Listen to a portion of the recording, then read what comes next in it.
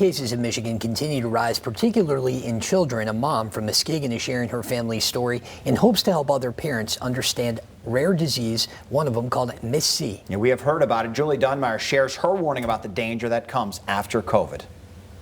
Health officials say it's not a matter of if we're going to see more cases of Miss C, but when we will see more cases of Miss C, an incredibly rare condition that children get after they get COVID-19 that can be life-threatening and leave lifelong complications. My son, he is 8. His name is Carson. Mother Amber Vallejo says Carson is like all 8-year-olds. He is a very sweet and happy boy. He is constantly busy. December 4th, Carson and 2 of his younger siblings got COVID. Only reason we got him checked was because our daycare provider, she came back positive. A thankful diagnosis for what was to come. None of them had any symptoms. We did our quarantine. We thought we were in the clear. Everything was fine until about Christmas Eve. That's when Carson started getting sick.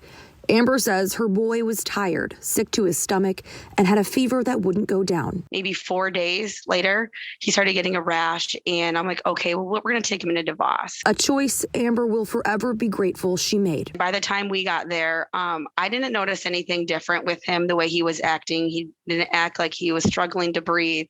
But when we got to the hospital, his O2 stats were in the 80s. Dangerously low.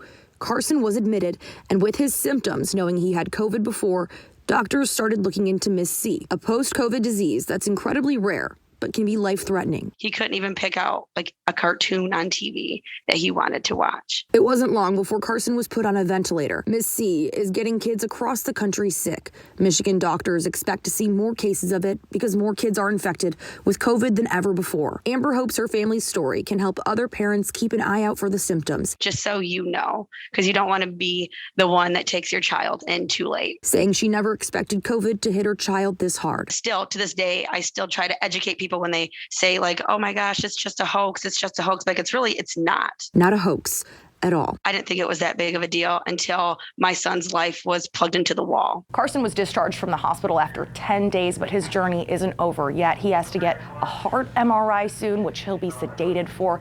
His mom saying that this is something her family never expected to happen to them. Reporting, Julie Dunmeyer, Fox 17 News. Julie, heartbreaking indeed.